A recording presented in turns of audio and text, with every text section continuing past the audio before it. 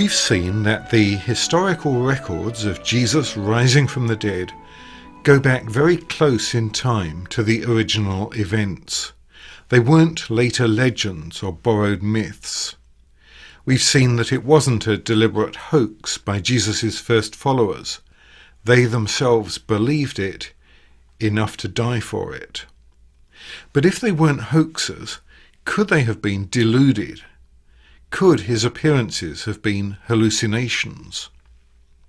The question arises as to whether or not the resurrection of Jesus could be a belief that his followers had, perhaps as a result of wish fulfillment or cognitive dissonance or maybe even hallucinatory activity.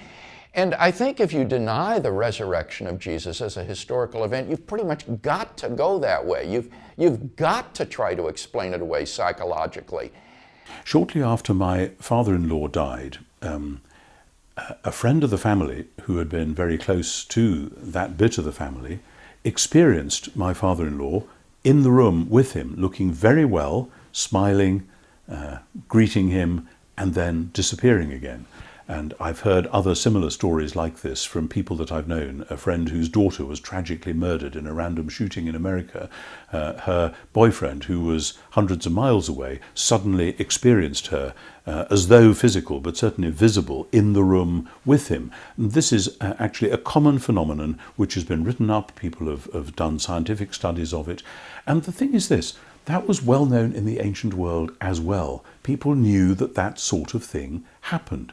So the idea, which some have suggested, that actually that's what went on 3 days after Jesus' death, that his followers found that he mysteriously appeared and then disappeared again, well, there it is. That's one of those death-induced hallucinations, or whatever you call it. Odd spiritual phenomena, but I don't think even those are pure hallucinations, because they can happen to people when they don't know that the person concerned has been killed or has died. So there's all sorts of mysterious things going on there.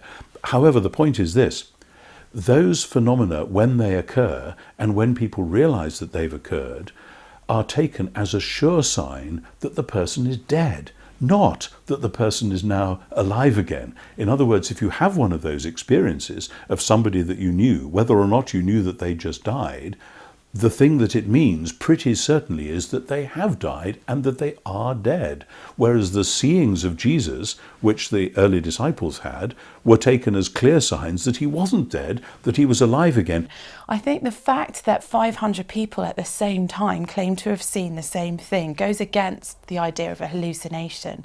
We don't have psychological data for mass hallucination of the same thing. People hallucinate as individuals. And so this again goes against the evidence. You also need to be predisposed to believe in the hallucination, to have some kind of seed of a thought of why this might happen. And again, that goes against the scholarly consensus that there wasn't this idea of an individual resurrection, an individual Jesus. Well, it's interesting that the hallucination hypothesis has had a sort of resurrection over the last 20 years, you could say.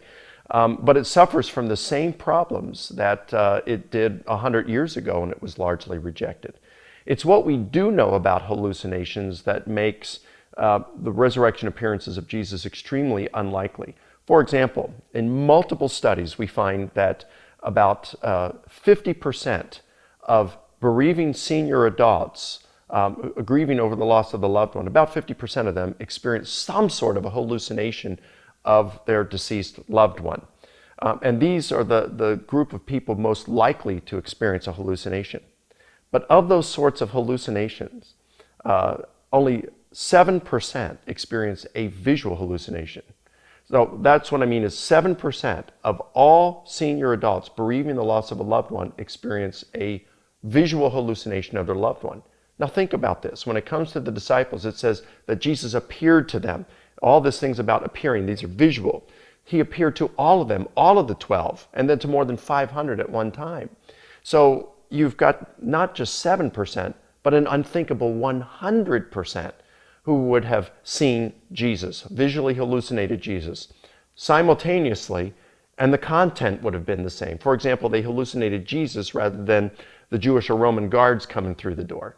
So these things make it extremely unlikely that what the disciples experienced with these appearances were hallucinations.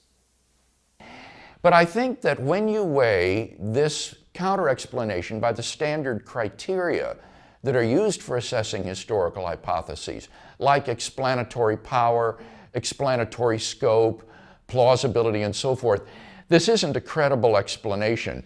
Take, for example, the empty tomb. The empty tomb obviously cannot be explained as a result of psychological or hallucinatory factors because it's an objective historical fact that would be available for anybody living in Jerusalem to go and investigate. The fact that the belief in Jesus' resurrection originated in Jerusalem under the eyes of its enemies who had publicly crucified Jesus is an astonishing fact. It could never have happened in the face of a tomb containing his corpse. So the empty tomb of Jesus is an objective fact that cannot be explained away psychologically.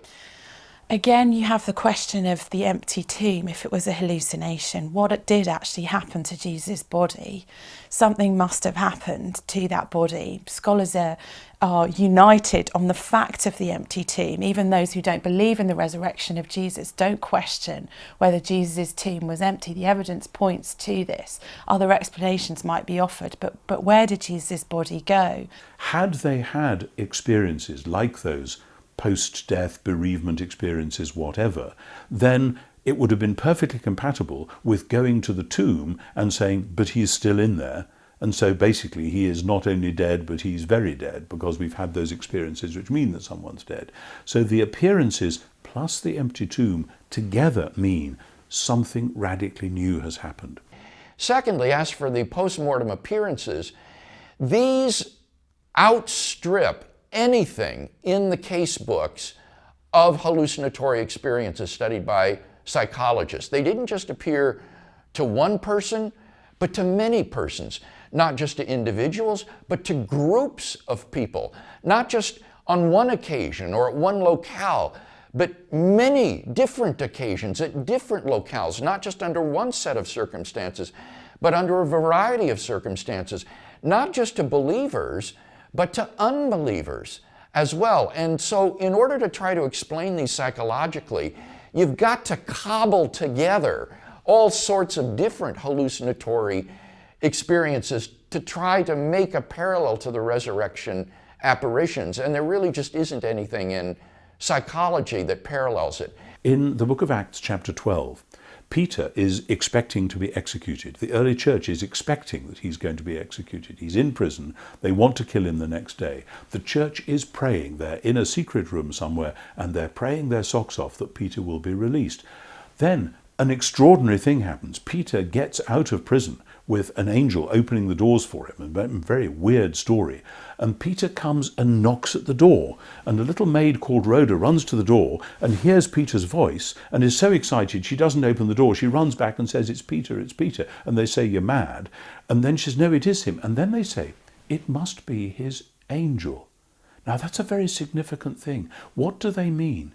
They think that Peter has in fact been killed in the prison and that this is one of those post-mortem hallucinations that we've all heard of, and that this means that Peter is, as it were, coming spiritually to say goodbye before then he remains dead. And that would be perfectly compatible with them going to the prison the next day, getting his body, burying it, and grieving. So that's precisely what they didn't do with Jesus, because this wasn't a hallucination. This was something radically, thoroughly different. The idea that the appearances of Jesus were mass hallucinations doesn't work, and the hallucination theory can't explain the fact that his tomb was empty. His body really had gone. So if someone wants to believe the hallucination theory, they have to bring in two separate explanations that are both unlikely.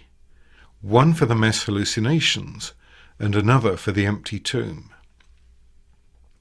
But in recent years it's been claimed that the story of the empty tomb was made up more than 30 years after the event, perhaps by the author of Mark's Gospel. We'll look next time at whether Jesus' tomb was really empty.